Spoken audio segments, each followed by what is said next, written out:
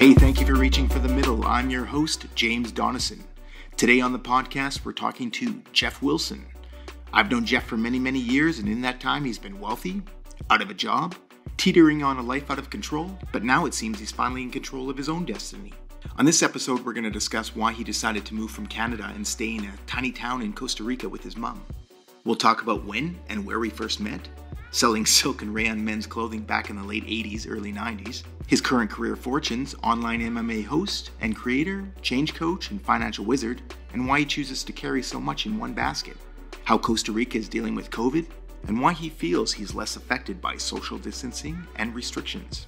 Along with his pearls of wisdom and stories of fortune and misfortune, he's also going to talk about why he's writing a book on psychedelics. So let's get into it.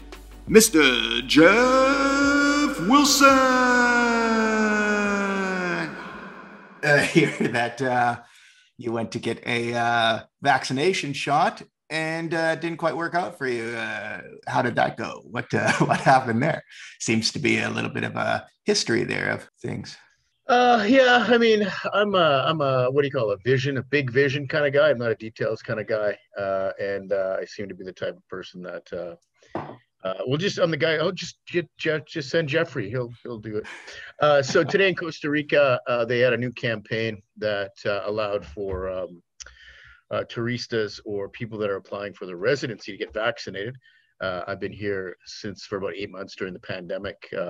We've been coming here for about 8 years. I love it here, and everything started going crazy in the world. And I thought, you know what, this is an incredible decision to do this. So we started residency things, but everyone around me is vaccinated, and I'm not. So we have a good friend, Dr. Oscar here, who called in the morning and said, yeah, you got to go here, get this done, bring your passport, bring some money. And so I got there, and it was in a very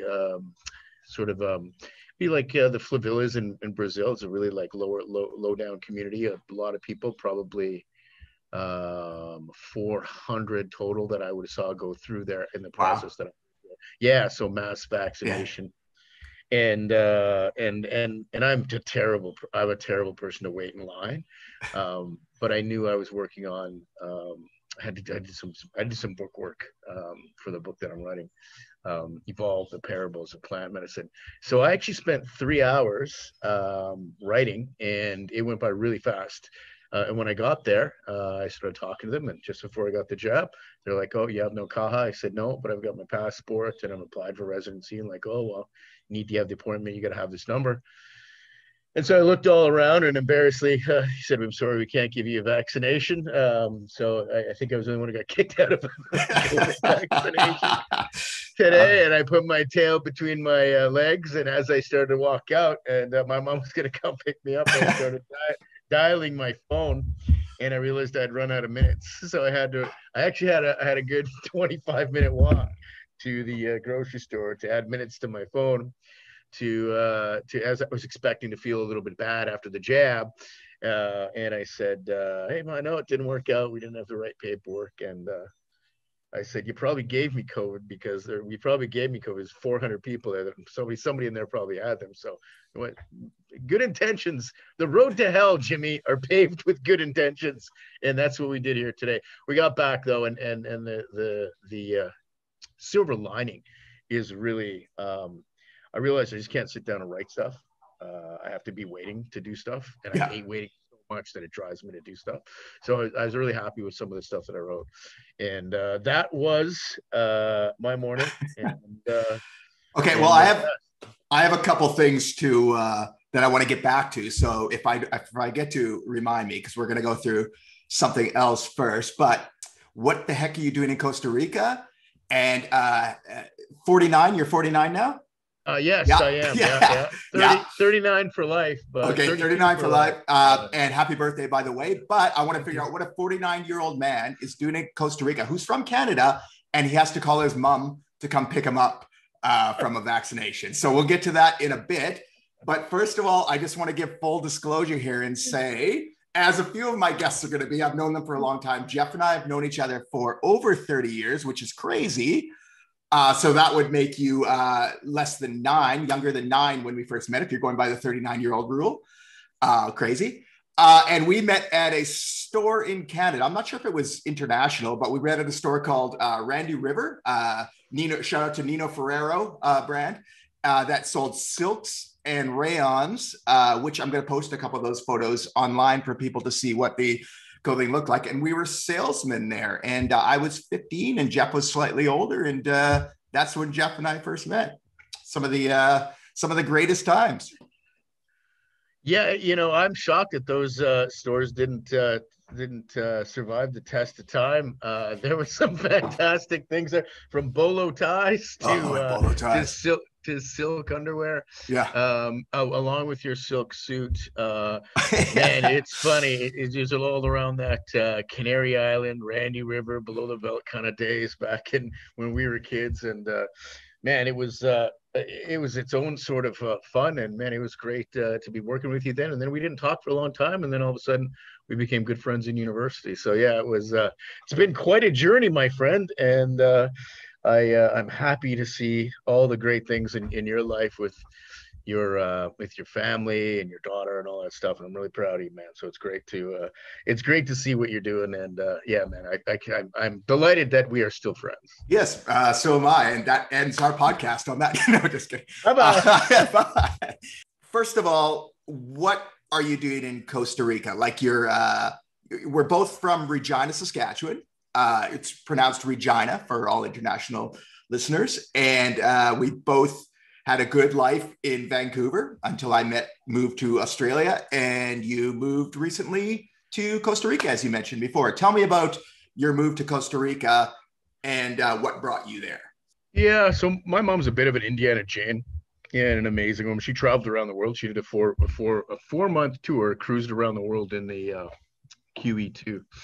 And I met her in Australia, hanging out with our friend Elliot when I did that for a couple of weeks. And I asked my mom one time, I said, where was the most beautiful place in the world? And she was like, French Polynesia, but there's nothing there. It's this incredible thing. And then she said, well, where was the nicest people? And she was like, Costa Rica. I was like, really? And she said, yeah. And so she made it up in her mind, as she does, to do things, to decide to move to Costa Rica, because she was done with Canadian winters, as many are, and so she moved here about 10 years ago, and I would always come for Christmases and spend 2 to 3 to 4 weeks here.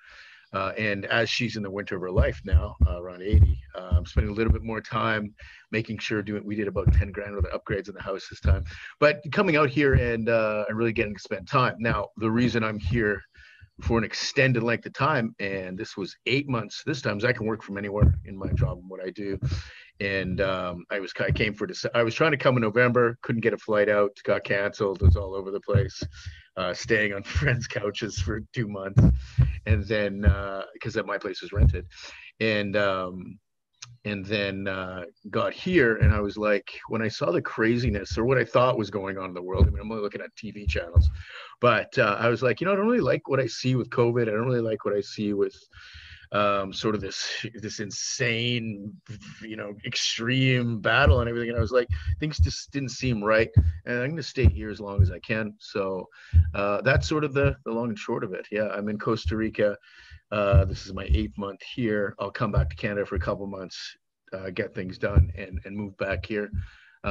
It just feels like this is the place for me to be from now on. I've had friends here for the last 10 years, and they became pretty good friends. So it's not like I'm just me and Ma, cruising around. Although she's pretty cool. But it is like that too, right? Yeah. And so, yeah, that's why I've been here and why I'm coming back and starting the residency in immigration process. It sounds like a truly fantastic journey that you're on. And from the photos I've seen, really beautiful. Maybe you could send one of those my way, or maybe I could just pilfer one off of Facebook or Instagram, and I can post those for all our one listener as well. Let's get into your career bio here. So you're instructor at Acorn Wealth. You have creator, which I want to know more about, MMA show host and commentator. That's a lot of stuff. And I want to find out what BTTY Certified Change Coach is and what's that all about. So tell me about what you're doing and tell me about why all this stuff in one basket. That's a lot to ask. I apologize. Well, and I'm kind of I'm kind of a lot myself. So I get it. It's not just one thing. So for clarity, yeah, I am a financial coach, a stock market coach for Acorn Wealth, working with the incredible Acorn organization, John Seville and the team there. We've been doing that for 14 years. I've been there for, this is my 5th year there. And just learning systems to help people see the market better, invest in the market better, and do well is my day job. When it comes to MMA, I was a commentator for about 8 years in Saskatchewan, about 3 different MMA organizations, which have done in a while now. But when that started to end, I started to become a video or interview creator, where we created 3 online properties, I guess you call them, Fighters, Coaches, and Fathers, which was interviewing MMA fighters and coaches, discussing about sort of like the Tim Ferriss model, tell me about your biggest struggles in life. Tell me about the greatest advice you ever got. Talk to me about, some great moments, and love doing that. It's sort of morphed now into my Forte, which I work with really closely with Kelly Marson and MMAI. Those 2 products. So Forte is combining MMA fighters with musicians that sing their walkout songs, and then connecting with their fans. So just another way to see how the world's connected in its own artistry is that show. You'll see an interview, you'll see the song they walk out to, why they picked that song. Lots of time we'll have the artist will come back, oh, that's awesome, thanks so much.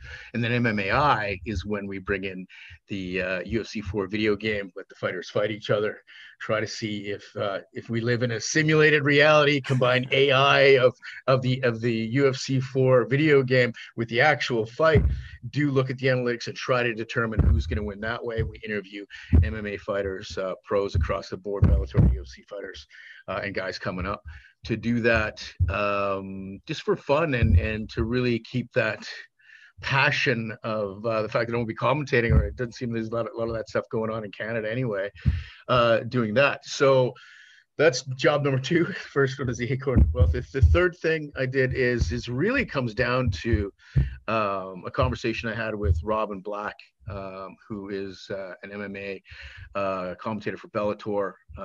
When the pandemic came out, it's kind of fortuitous, and he said, what's your advice to people in the pandemic? He said, listen, don't get involved in this craziness. He said, you got a roof over your head, and you got food in your belly and in your cupboards, and you got the right people around you. Don't worry too much. And he said, but we don't know how long this is going to last.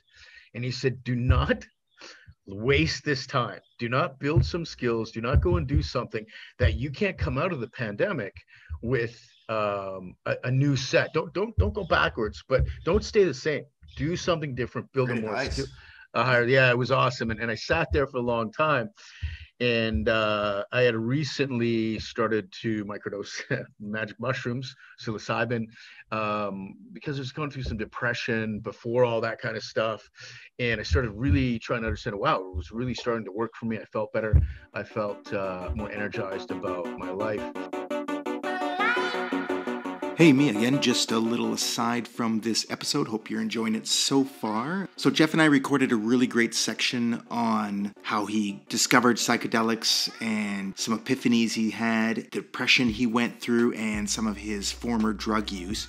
But at the end, after we stopped record, we talked about how maybe it's better once he finished his book or got closer to completion of his book, that we discuss that then, and we save that type of stuff. It's really great stuff, and I was really hesitant to cut it out, but I think it's going to be way better, and we'll have Geoff back on again. Not only do I think that it's great that we wait for Geoff's book, I just didn't want you to wonder why this jarring cut in the middle of the podcast happened. So there you have it, a little insider information. Enjoy the rest of the podcast. And then I realized I should learn something a little bit more because I'm kind of a stupid idiot. So that's when it's like our computers are listening to us. This course popped up, and I started doing research on who the people were involved, and some really, really people I've seen on TV and experts in the field were on this thing for the Be True to You. And it's a 30-week course. And I think that we're all addicted to our emotions, but in the segue into that way is that the course is 30 weeks. It was 7 hours a week. During the pandemic, the first 10 weeks was all about addiction and the processes of it and treatments and how they don't really work now. The second part was all on plant medicine and what they do and things that would be considered drugs and things that what they're going to do to you and what type of therapeutic effects they may have based on a certain mental undesirable illness or like depression versus whatever. And then the last 10 weeks or it's 30 weeks. It's crazy. The last 3 weeks, 10 weeks was all on integration and how you develop a coaching business and how you are there to, when you have an experience like that and it's very positive, what do you do to integrate a tiny bit of that into your life to not forget that moment or to make it more significant to help you become a better person?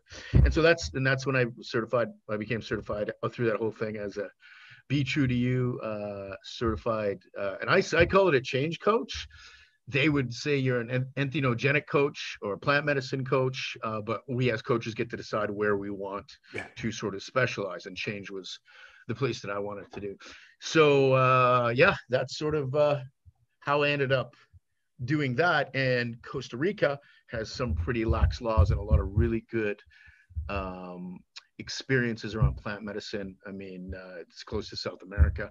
It is Central America, and there's a lot of people here involved in plant medicine. So since I've been here in the last 8 months, I've done 3 ceremonies: 2 Chenga and mushroom, which is DMT, and 1 Cambo, which is that frog poison. And wow, and yeah. So that's sounds like the laws there aren't so much lax as they are progressive when it comes to that. Well, I like that idea, and I think that you can tell. I mean, you can tell why people want to do certain things, and I think you're 100% right. They are progressive, Jimmy. It's great to say it. So you talked about your goals and aspirations already. You touched upon that, how this is what you want to do. You want to play for the Raiders. I remember when you were younger, you wrote some letter to somebody, the head of the CFL, I think, like that, and you said you applied to be president or something. I forget what it was, but you did apply for a major position in for a sports league or something like that. Did you? I seem to remember that in university. There's a lot of things that I did, and I was always happy when I wrote a letter, got published in Black Belt magazine. That was hilarious. Like there's a bunch of stuff you do as a kid that I'm happy I tried. But a lot of it's so ridiculous, it's a great story after. I think a lot of it in people's lives, some people get to where they want to be fast in life, or at least they think they get to where they want to be fast in life. And I think you thought you knew where you wanted to go. Tell me if I'm wrong here, but it's taken you this amount of years and trials and tribulations. And I don't want to say failures, because failure to me isn't really failing, but to get to this point and realize who you are and what you want to be. Am I correct in that? Yeah. I mean, I was talking to a friend about this the other day, and I said that your goals and your aspirations and the way you view the world change so much based on your age. And so it's a natural progression. You don't see this stuff until you get to be a certain age. But I was a very different person at 10 years old than I was at 20, than I was at 30. And so, to be honest, those people I would sit with and I'd enjoy, but I'd think they were nuts, or they were just who they are because of where they are in the way that things are. And so what I started to realize, and is where I am now is I stopped. And some people, this drives them crazy. I don't set goals like I used to anymore. I think that the world is so unpredictable and so mysterious and amazing. I want to be open to the opportunity that presents itself. So I want to be in the game, and I want to be in the game in such a way that I'm not like anybody else. And if I can do that, then I can be open to the newest things as they come in and be that way. And for right now, that's how I see things. I think that there's a new version of science that'll come out soon. I think there's new versions of medical therapy that are coming out that right now that we just talked about. And I think being in awe of being part of what this is, and then getting excited about, okay, what can I do? Where can I do it? And what do I want to do is there. And then, of course, to keep you on track, like I don't want to be airy fairy on that. You have people in your life that force you to have goals. Like a guy like Johnny Seville forces me to have goals. Listen, we got to do it this way. You have to do this. Okay, great. I can do that. And then I can be myself. Kelly Mars, same thing. Do it this way. Okay, well, then I can be myself. And so I've set my life up so the things that force me to stay driving toward the middle or somewhere to success are friends or business partners that are just like getting mad if I don't do it. And then for me, it allows me to stay open to possible opportunities or innovative when things sort of show up. Does that make sense? Yeah, it makes total sense. And what you're saying, like I named this podcast Reaching for the Middle because the whole point of it is a lot of us keep thinking that we need to reach some pinnacle, some peak. And maybe I'm trying to learn from this because I'm constantly one of those people who thinks they need more. And thanks to your tutelage in my younger days, I was trying to reach those goals. I keep trying to reach those goals and I'm wired that way. And now you're telling me that you've actually switched your frame of thought and you've screwed me basically. But so what you're saying here is that maybe perhaps not reaching for the top isn't the best thing. Maybe like, you know, as I say, reaching for the middle, maybe it's fine being in the middle. Like maybe being at the top isn't all what it's cut out to be. Maybe it's okay being in the middle. Jimmy, it's so okay to be in the middle, but sometimes those goals weren't really yours anyway. They're an idea of yourself that you thought you needed to have, and trying to understand and uncover who you really are is sort of a different thing. Now, sometimes I'll see in other people is that the way that they're driven is that if they don't achieve certain goals, they won't feel love. So they end up having this transactional type of relationship. You see it, and you can see it in the children that we are as adults. Is they're so driven to something, and you get deep enough in the conversation, and they're like, "Oh, I was never good enough if I didn't achieve, or I was never this or that," and at some point that stops because either that person dies, and now what do? Or the person they need the love from. So as we lose loved ones, it happens. Or on the other side. You just sort of break down and you go, what are you doing? Like, that's not how it is. When you start to realize that they did your parents or whoever did that, did the best they can. And then you sort of revert it. So I'm going to love them. I want to give them what they didn't get or love myself to the point where say like, listen, I just want you to, and it's not be happy. I've never been the guy that's like, oh, I just want to be happy. I'm not like that stupid, goofy guy. Like I want to drive, want to do really interesting stuff. I want to be frustrated. Frustration allows us to solve problems. I don't want to be angry and crazy and throwing things around. I want to be in conflict with ideas and that makes sense to me. Yeah. I also don't need to be in anything outside of me that I don't care too much about, right?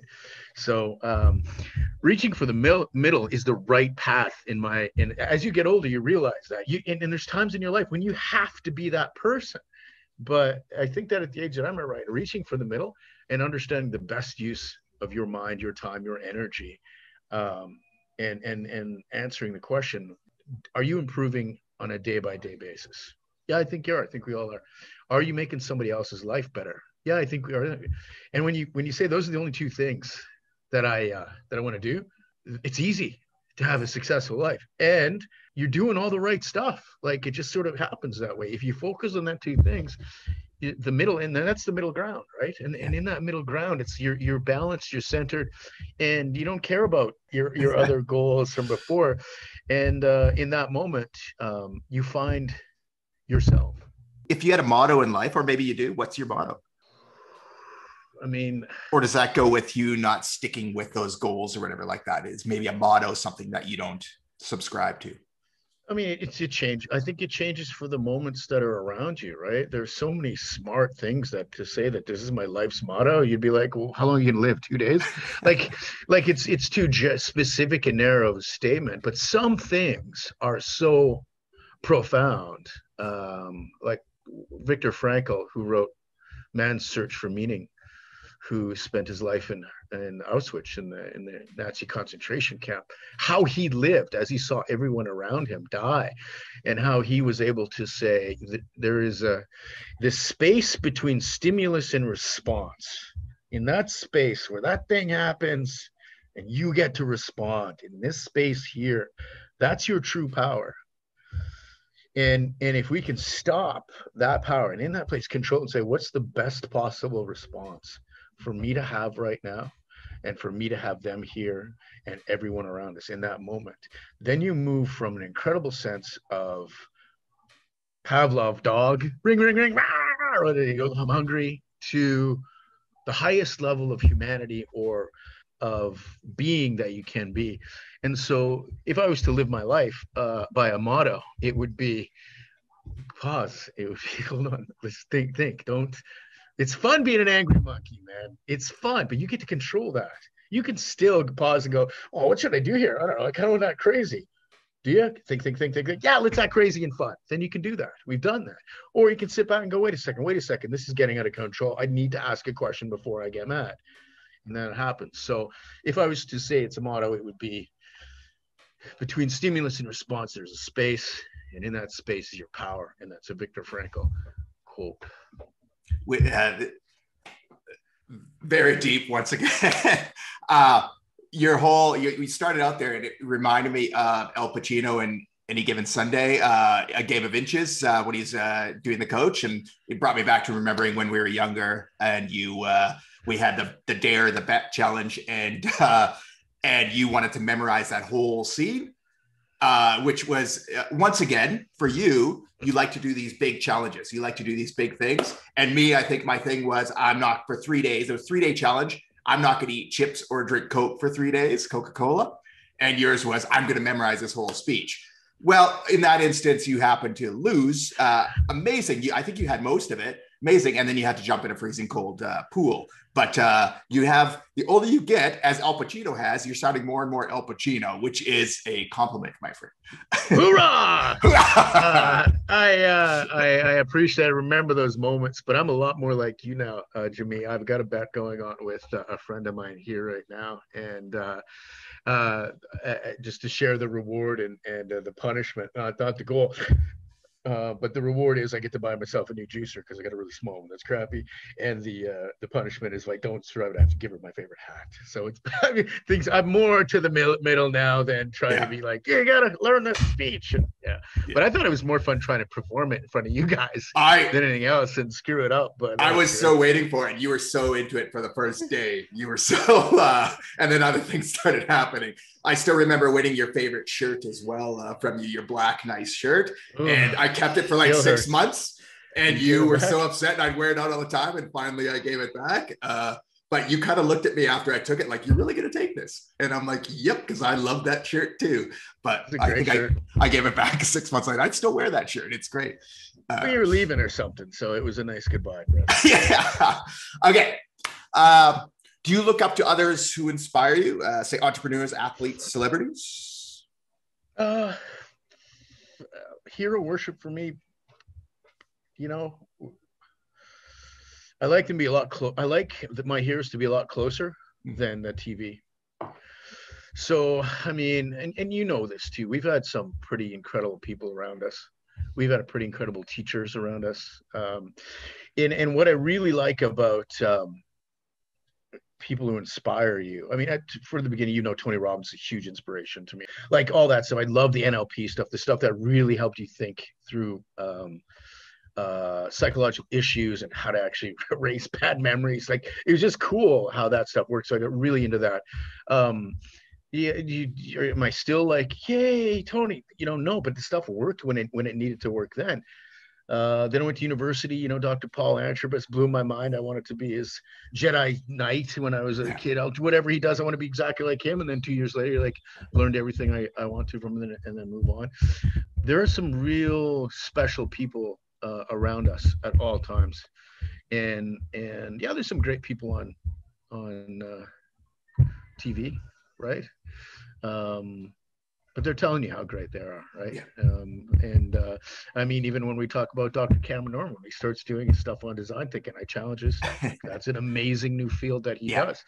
And so I'm not so much into hero worship anymore, but if I hear something that makes sense, or I see something, and a lot of time it's from us in our really tight group, tight set of friends, and it's just amazing where you're just like, oh, I'm going to try that. That's awesome. And so it's not so much about the person anymore. It's about the thing that they do that I can take and make it better. And then I can go back, thank you so much for doing that. Right.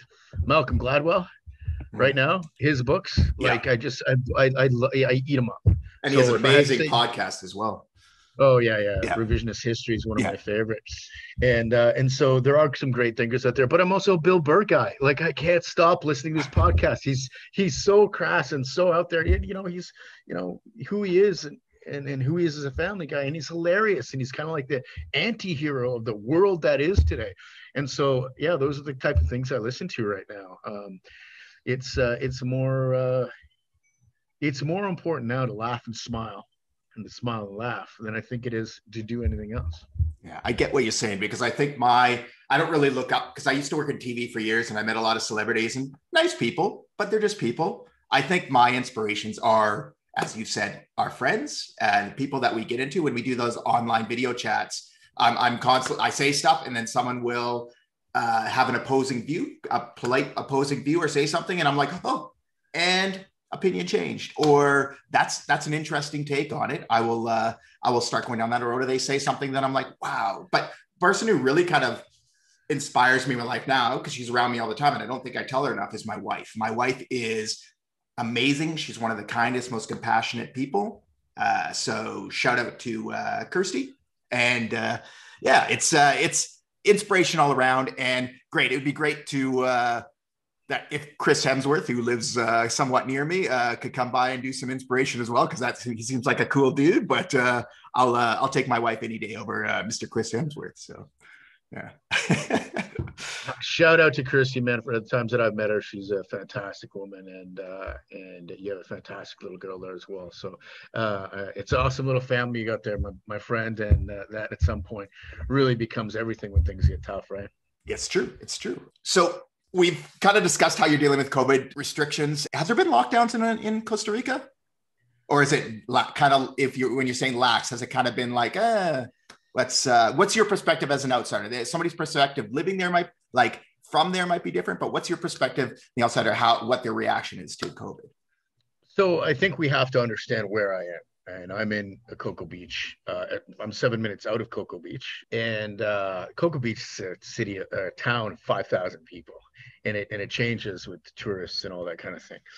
And when the pandemic first came out, Costa Rica was like, no, you need a COVID test. All the borders were kind of closing down. And then they realized that, tourism is the major driver here. And so they opened up borders again. And then you had to have a COVID test. Now you just have to have insurance in case you get sick. You got to pay in the hospital. So there's all these crazy things that happen to make sure that if you're going to come to Costa Rica, you're going to spend a bit more money. And that's how it is right now.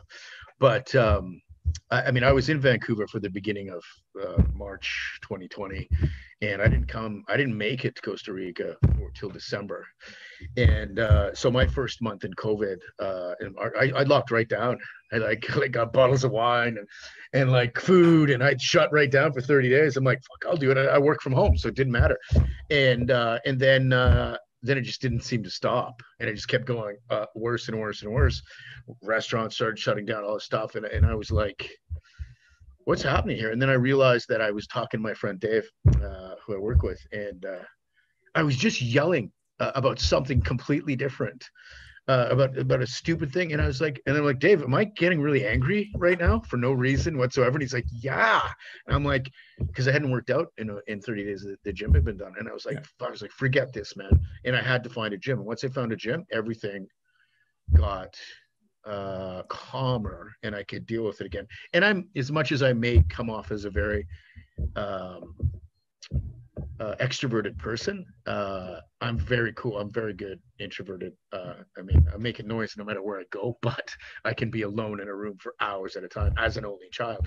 So I kind of prefer that. I have no problems with it. So the pandemic restrictions were easier on me than they were some other people. Costa Rica is wear a mask anytime you get into a business, take it off. We have driving restrictions. Sometimes you can only, like this week, we can only drive Monday, Tuesday, can't drive Wednesday, Thursday, Friday, can drive, can't drive Saturday, can't drive Sunday. So they're managing it in a way that shows control, shows power. And if you get caught, you got a fine, right?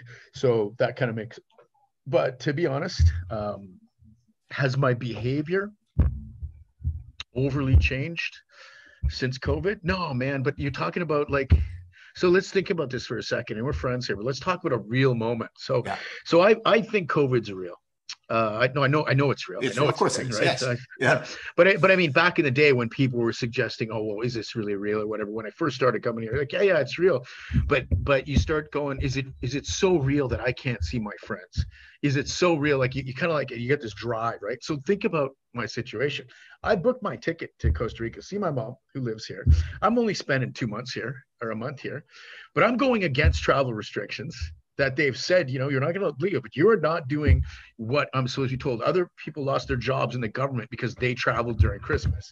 So think about that. He's like, well, I guess Geoff doesn't care about COVID. No, it's just that I don't care that much about it in this small community that's going to be there. But what I don't realize is as I'm coming into my house and I'm driving here from the airport and I'm coming to the house and I'm like, and as soon as I get in the house, I go, Ma, how's it going? And I go, do I need to stay in my room for 14 days? I didn't even check with you what you're comfortable with. Do I need to quarantine? And I'm sitting there because I will if I have to. And she's like, well, I don't know. And she just walks over and gives me a hug. Yeah. And I'm like, okay, well, it doesn't matter, right? And so then, but there's like 3 days where I'm like, fuck, like what if my mom's going to get COVID and die? Well, if you know my mom, it's such a ridiculous thing because she's the strongest woman you'll ever meet. And she, you know, she could smoke and drink anybody under the table and she's not going anywhere. So it's an amazing thing too. But it was that moment where there's that possibility of fear that could have changed everything. And that would have been devastating. And so today I started bugging her, right? Because we go to that COVID thing and I don't get vaccinated, right? And I'm sitting there like, well, I just saw 400 people with a mask on. I probably got it now. And she's looking at me. I know you guys tried to like vaccinate me stuff, but this is probably it. I'm probably done, Ma. Probably done. And so we're having a joke about it, right? Geoff, don't. But it's just, don't talk like that. Yeah. But it's like that interesting way to be it. So yeah, COVID everywhere, I think is a lot different for different people. I took some risks that worked out for me. And I haven't looked back. Like my life here, I mean, I pool every day, swimming, working out quite a bit. I kind of skipped the pandemic, to be honest, at the level, like when I talk about Cam in Toronto and Ontario, they're like, oh my God, that's future guest, Cab Norman. Yeah. That's a way different sort of situation. And yet, what did he do during that time? He created his own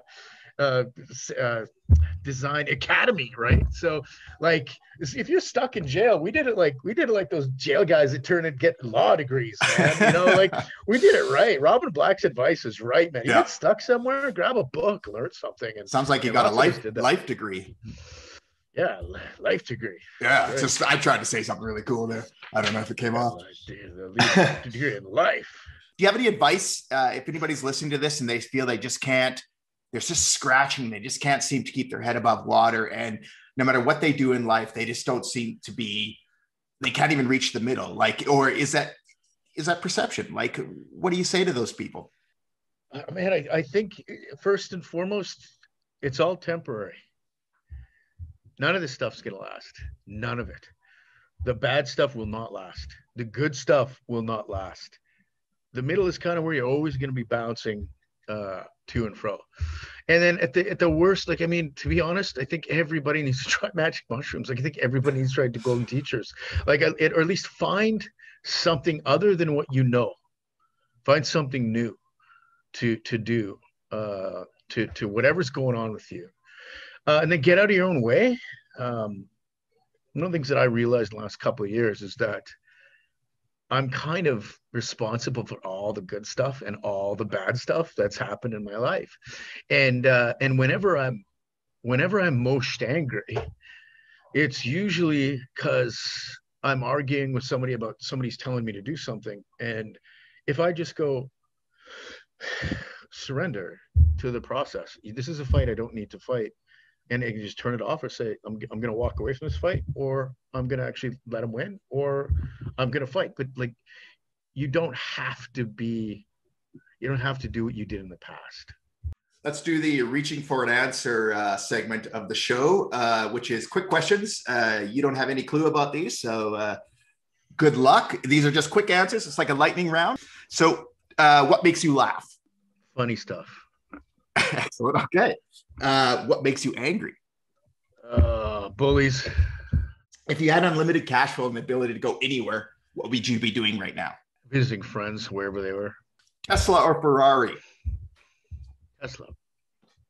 Coffee or beer? Coffee. Shoes or flip-flops / thongs? Flip-flops. Even in winter, man. I'm never not wearing them. Music or movies? Music. Oh, yeah. Sex or money? Sex. You can always make money. All right. Well, that's it. On that note, I just want to thank you for inspiring me throughout my life during this podcast, and obviously everybody who's listening right now.